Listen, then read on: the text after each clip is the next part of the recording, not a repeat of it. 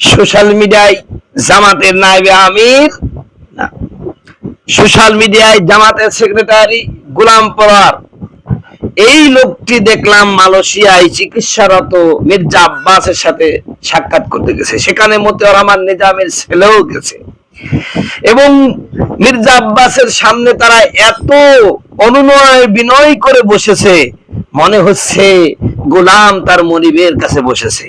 মির্জা আব্বাস হলো মনিব আর তার গোলাম হচ্ছে, তার দুই ভিত্ত হচ্ছে এই মিয়া গোলাম পরোয়ার এবং এই মতিউর রহমান নিজামের ছেলে।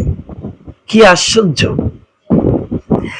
এই দৃশ্যটা যদি এইখানে গোলাম পরোয়ার না থেকে, এখানে যদি মতিউর রহমান নিজামের ছেলে না থেকে, যদি চরমনায়ের এই দুই পীর, এই রেজাউল আর ফয়জুল কালাম নাকি জানো, হ্যাঁ, এই দুইজন যদি থাকতো, তাহলে সোশ্যাল মিডিয়ায় আমাদের জামাতের বট বাহিনীরা কি করতো?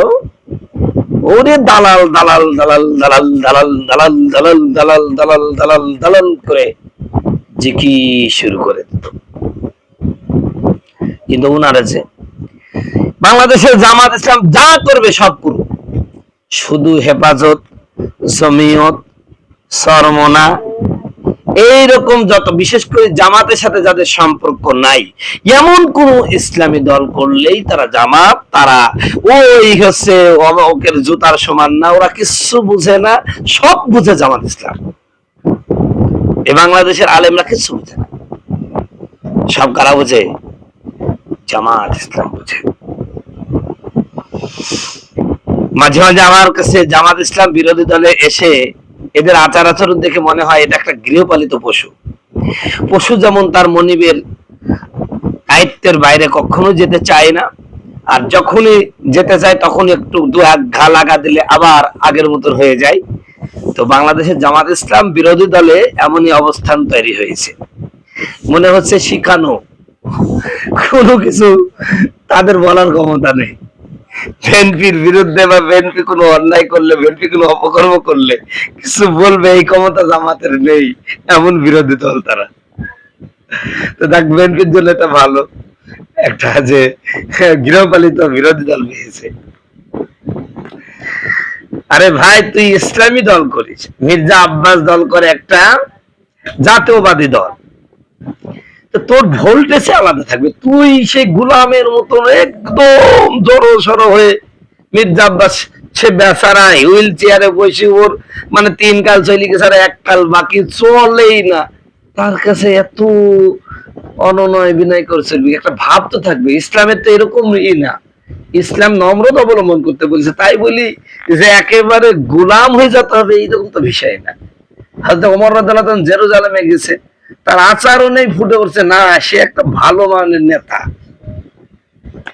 এইরকম মুরগি মরা নেতা দিয়ে কখনো কি ইসলাম কায়েম সম্ভব হয়? এই জন্যই তো এরা শাহবাগী যেও বলে না, তোমরা শাহবাগী কাজ করবা, ওই আর এক জায়গায় যাই বলে না তোমরা কাজ করবা। তোরা ইসলামী দলের নাম দিতে হচ্ছে কিনা? সবই যদি করতে পারবা তো ইসলামী দলের নাম করতে বলো কেটে তোরে? কয় হেকমত, হেকমত, হেকমত পিছন দিয়ে চলে যাবে রে ভাই। হেকমতের সংজ্ঞাটাই জানো না, আর হেকমত হেকমত থাবা।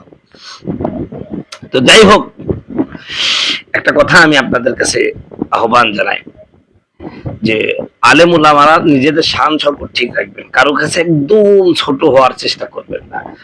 আপনি আপনার ওয়েট রাখুন। এই ছবিটা দেখে এমনি তো সবাই সমালোচনা করছে, কিন্তু আমার কাছে খুব খারাপ লাগছে যে একজন ইসলামী দলে, অবশ্যই ইসলামী, মির্জা আব্বাসের পোশাকও যেমন এদেরও সেরকম পোশাক, কারোর মধ্যেই ইসলাম আছে বলে আমার বিশ্বাস হয় নাই। তারপরেও যেহেতু ইসলামের প্রতিনিধিত্ব করে, এই লোকগুলোর একটু ওয়েট থাকার দরকার। ইসলাম আলাদের একটা ওয়েট ভাব থাকতে হবে। সাধারণ মানুষের কাছে একেবারে নিজেকে ছোট করে দেওয়া এটা কখনোই সম্ভব হয় না। বন্ধুগণ, আমার ভাইরা আমার, পরিশেষে আর একটা কথা আমি আপনাদের সাথে শেয়ার করতে চাই। ডক্টর জাহিদ, প্রধানমন্ত্রীর উপদেষ্টা, সাম্প্রতিক সময়ে শেখ হাসিনার ব্যাপারে তিনি ইনসাফ কায়েম করবেন বলে ফতোয়া দিয়েছেন। এই লোকটি কয়েকদিন আগে এই ইনকিলাব মঞ্চের যে ভাষাগুলো, ওনা ইনকিলাব জিন্দাবাদ, তারপরে ইনসাফ, তারপরে হচ্ছে আরো যে ওরা বিভিন্ন আরবি শব্দগুলো স্লোগানের মধ্যে নিয়ে এসেছে, এইটা নিয়ে তার খুব চুলকানি হয়েছিল যে বাঙালি সংস্কৃতি গেল গেল গেল। অথচ এই লোকটি আবার কালকে বলছে আমরা শেখ হাসিনার ব্যাপারেও ইনসাফ কায়েম করব। ইনসাফ কায়েম করতে গিয়ে যদি তার ফাঁসি না হয় তাও আমরা মেনে নেব। এই লোকের কিন্তু আগের বোর প্রতি মানে আগের সংসারে এখনো টান আছে, আগের সংসারে। কারণ ওই সংসারে তো ছিল কিছু মহিলা আছে, কিছু পুরুষ আছে, দ্বিতীয় সংসার করলেও আগের সংসারের প্রতি একটা বিশাল টান থাকে। এই লোকটার কিন্তু সেটাই আছে। এই লোকটা না মুসলমান না মুসলিম, মানে মাঝামাঝি অবস্থানের একটা লোক। এই ডক্টর জাহিদ মাঝামাঝি অবস্থান, একে পরিপূর্ণ মুসলমান বলাও সম্ভব না, আবার পরিপূর্ণ অমুসলিম বলাও সম্ভব না, একটা মাঝামাঝি পর্যায়ের লোক। তো যাই হোক, তার ইনসাফ অবশ্যই, শেখ হাসিনা যদিও অপরাধী হোক তারপরও তার ব্যাপারে ইনসাফ কায়েম করতে হবে, এটা আল্লাহ পাকের নির্দেশ। এই ডক্টর জাহিদ তার এই কথাটা আমি সাপোর্ট করি যে প্রত্যেকটা অপরাধী হোক তারপর তার ব্যাপারে ইনসাফ কায়েম করার কথা আল্লাহ কোরআনে বলেছেন। আল্লাহ পাক সূরা বাকারার মধ্যে বলেন, সূরা বাকারা না, সম্ভবত সূরা নিসার মধ্যে বলছেন, ইয়া আইয়ুহাল্লাযিনা আমানু কুনু কাওয়ামিনা বিল কিসত, ও ঈমানদাররা তোমরা মানুষের ব্যাপারে ইনসাফ কায়েম করো, ওয়ালাউ আলা আনফুসিকুম, আর এই ইনসাফ কায়েম করতে গিয়ে যদি তুমি তোমার এই নিজেই তুমি দোষী হয়ে যাচ্ছ, নিজেই অপরাধী হয়ে যাচ্ছ, তারপর ইনসাফ কায়েম করো। আবুল ওয়ালিদাইন ওয়াল আকরাবিন, দেখা যাচ্ছে তুমি ইনসাফ মতো বিচার করলে তুমি নিজে ফাঁসি যাচ্ছ, তোমার পরিবার ফাঁসি যাচ্ছে, তোমার পিতা মাতা, তোমার আত্মীয় স্বজন, নেতা নেত্রী, দল, তারপর ইনসাফ কায়েম করো। এই আয়াতটা এমন একটি আয়াত যেটি গোটা বিশ্বে আলোড়ন সৃষ্টি করেছে। আলহামদুলিল্লাহ, আমেরিকার একটি বিশ্ববিদ্যালয় প্রথম ফটকে, আইন বিভাগের প্রথম যে ফটক, সেখানে স্বর্ণাক্ষরে লেখা আছে এই আয়াতটা। তারা বলেছে গোটা বিশ্বে যদি এই আয়াতটাকে বাস্তবায়ন করা যায়, অর্থাৎ ইনসাফ কায়েম করা যায়, এই আয়াতের আঙ্গিকে যদি বিচার কার্য পরিচালনা করা হতো, গোটা বিশ্বে আইনের শাসন সুপ্রতিষ্ঠিত হতো। জোরে বলেন সুবহানাল্লাহ।